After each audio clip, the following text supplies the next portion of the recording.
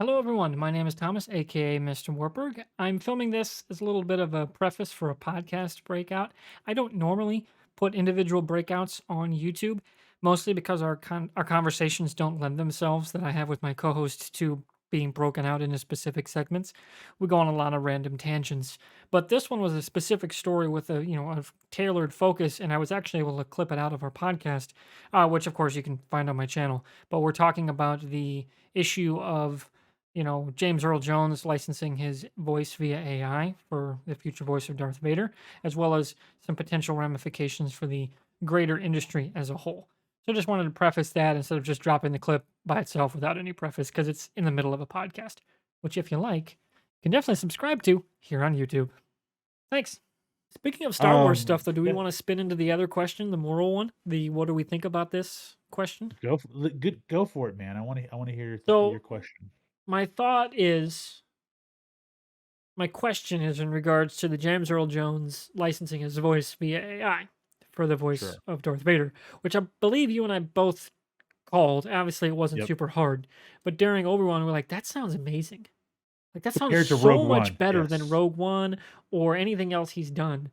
Since probably, I think he did an episode of Rebels where it still sounded pretty good, but that was a Hmm. number of years ago now. Yeah.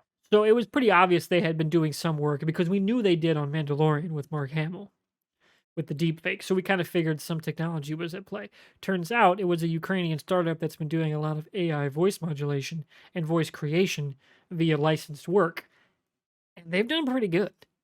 Yeah. So my question is, number one, where do you come down on? Is that something that you think the industry should dive into more? Does it matter that it's licensed by the still living person or their legal estate? Like, does that matter? And if that, if it's something we're going to continue to do, which I think we will, what are some of your go-tos, like, that needs to also, like, I would hope that person also licenses their voice, or I just wanna keep hearing it. For me, the best example for that is Kevin Conroy, Mark Hamill, Batman Joker. But while you vamp and give me your answer, I do have to quick go to the restroom, but I do have one counter to play devil's advocate to myself. Okay. What about that? Does that take away roles from people in the future? Okay, it's a good question. That is It's a a good very good question. question. And we'll So for answer me, that, or and I will. I want to hear Fusion's answer okay. when I get back. So I'm So you back. want so you want my answer. Okay. I always have to be careful of myself teetering on being too nostalgic versus creating good dynamic content. With that said, though, I always feel that if you're going to tell the story, tell it right. And that means if you have things that work for you, like a quintessential voice for Darth Vader being obviously James Earl Jones. Let's be real. It's been what, 40 some odd years, right? 45 years. And that is the quintessential Vader voice. Um, I really don't have a problem in that regard because it's the likeness is his voice. It's less about his image likeness. Um, I would hope that, and I don't know about this. Maybe you can expand on it, but I do hope that the studio really went in and worked with him on some type of future contract because what that means is that his family, his estate, can continue to receive income based off of that because that's really a big it's almost like a trademark in a way, if that makes sense, like Michael Buffer trademarking "Let's Get Ready to Rumble," even though it's just a common phrase to say in sports. He was able to link it to him, his look and his voice, and now anytime someone says it, they have to pay him for that, right? I almost think that we kind of are leaning towards that kind of, okay, well, maybe they can trademark their voice as a particular character, but then again, it would kind of suck. It would suck for 100 years, 60 to 100 years down the road when they try Yeah. to reboot IPs. It's like, what the hell are we going to do? Like we have to, or the technology no longer fits what we have now, and so what they used back then, the sound isn't the same. So plus, it's just like we just have to refresh the whole IP. It's been dead for 30 years. Let's just restart it all over again. Well, let's start fresh again. So those are it's a very interesting and tough thing to say, but I'm leaning more towards I don't have a problem with it just because like I said, it's a quintessential character in this universe that you want to tell a shit ton of more stories about, both in the past of this saga. then we should be able to have, the AI run his voice and be able to generate a very pretty close to the exact copy of his voice, and in return, his estate still gets money off of it when he's gone. He's 91 years old now, and like I said, we both said this before. In Rogue One, we could tell that his voice wasn't the same. He sounded really slurry, and it sounded pretty bad in Rogue One. And I think they wanted to do him justice as well. For all we know, he probably noticed it and said, "I don't want to do this anymore. I listened to myself in Rogue One, and I was embarrassed." And they were like, "Let's use technology to help with that." And they did, and he's like, "Hell yeah, let's do this. It makes me feel like I'm a part of things again." We don't know. There's so many different ways to look at this, man. But I would say for me, I'm okay with it for now, as long as like the studio is letting him and his estate and Yeah. him and his any future estate still have take part in like the credit for that. And Even I'm if they, sure yeah, the unions will have something to say on it too, in terms of like what can it be, how will those licenses work, sure, like what will the rates be for that kind of thing. sure, Because I imagine, like another situation would be like, what about Tim Curry? He had his extremely severe stroke. He's never going to perform again, sure. but he's got a lot out there performance wise that they could generate an AI voice with this kind of technology. Clearly, it's become a thing. And he can, like, it's gotten to the point where they can use this kind of technology just for personal use, Yeah. load it up on a laptop and put it, if you're in a wheelchair, you can have a voice again, assuming you're still able to control said laptop and said, technology, but Hmm. which is, of course, a pretty small niche in terms of those kind of traumatic injuries. But at the same time, I do wonder if, like, I mean, obviously there's a use for that there. Like, he's still living. Yeah. His estate will continue, past his death because he's done so many iconic roles. Yes, So, right. is there how will that work licensing wise? Like, what is ethical? What is also legal? Like how all that's going to turn out. Because that on the flip side, look at I mentioned Kevin Conroy's Batman. They've also had a ton of different Batman, Sure. which I really appreciate because they could have just gone to the well and gone Kevin Conroy for 30 years. They didn't. They got Bruce Greenwood. Jensen Ackles done it a couple of times, or once, and then like they've had I think Mark Harmon did it once, right? Like Mark Harmon did it. Jason, the guy who was he was in Agents of Shield. He was Patriot. Like the the new director in season 4, 5. Oh, I don't Oh, it's remember. oh my god, it's on the tip of my tongue. He was in the New 52 for universe. He was Batman in like 9, 10 films. And Diedrich Bader is Yeah, doing Dietrich Bader, right? a long run. What's his name? Will Arnett, Yeah, Will obviously another Arnett did it in one. Lego Batman. Like they've had lots of different versions of the character, so it's not just specific. But like there would be a use case for like, hey, you're doing a DCAU style, movie like with animation. Well, hey, here's the license to Kevin Conroy's Batman. Give it whatever you want for dialogue, and you pay Kevin Conroy and his estate. I think that'd be pretty cool. That'd be pretty cool. It would give Now, creators the option. You don't have to use it, but it's the option. well, I think studios, and the dangerous thing that we both know is the studios will try to save Exactly. money That's wherever they that's where the can. union's gonna have to be like, hey, this ain't gonna Yeah. be cheap. Nope, and it shouldn't be. It should be the same value.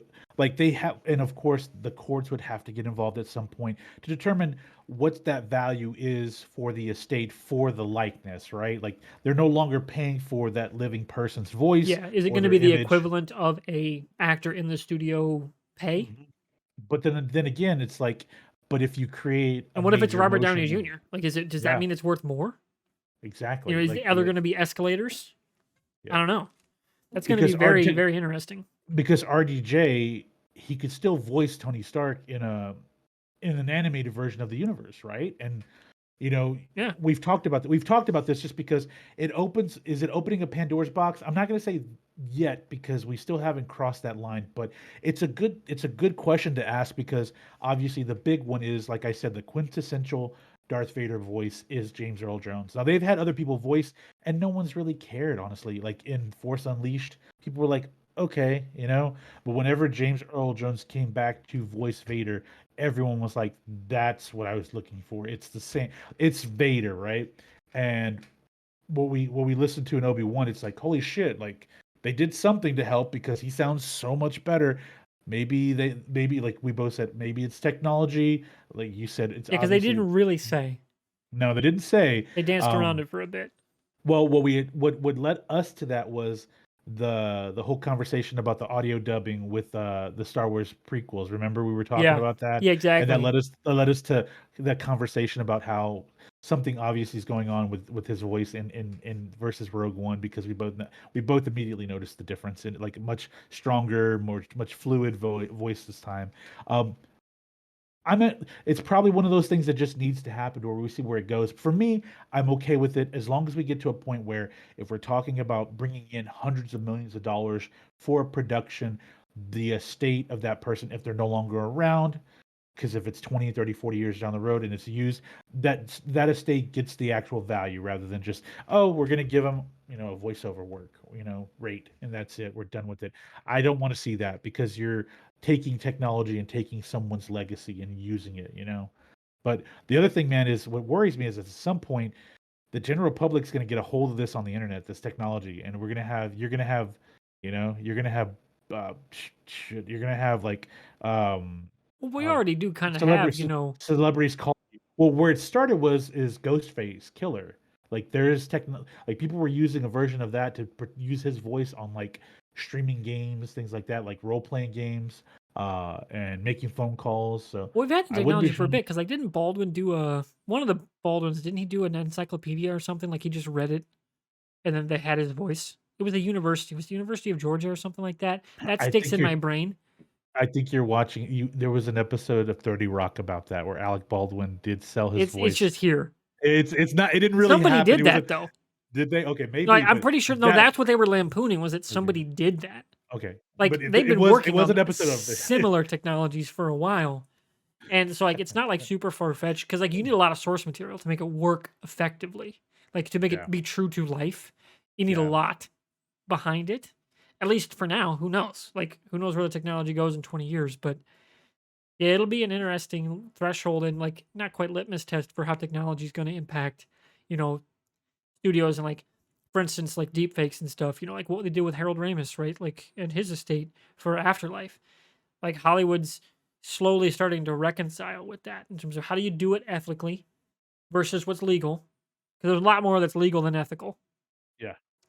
So like, how do you find that line and then go there creatively and do it right? And this is another area that's a new frontier that they're going to have to deal with as major characters and major actors and their original characters are no longer, or at least would not have been an option otherwise. Yeah. I mean, you think about it because if the algorithm was solid enough, Jessica Walters' character on Archer could still be around for another season, right? They could Yeah. wrap it up, things like that. It's like we didn't get close, like someone passes away before we're able to close out our show or finish telling our Yeah, or story, like they right? said, the Tim Curry, like you have a massive stroke that you will never recover from. Yeah, Like, and but you still like you would still be able to use those licenses to fund your care and take care of yourself and your family. Like, yeah, there's a definite use case for there that I can see, you know, kind of like ethically and creatively that they yeah. can make it work. It's just I'm curious how it will work out between studios and the unions and the various different actors guilds that there are. So that Yeah. will be an interesting thing to follow. Sure. Good question to ask, man. All right, so let's move on. Speaking of lawyer stuff, how about we talk about a lawyer show? Let's do this. Segues, am I right? God, Right into it. I love when I build shit like that. All right, so it's time to talk She-Hulk Attorney at Law. So we are now 6 episodes in.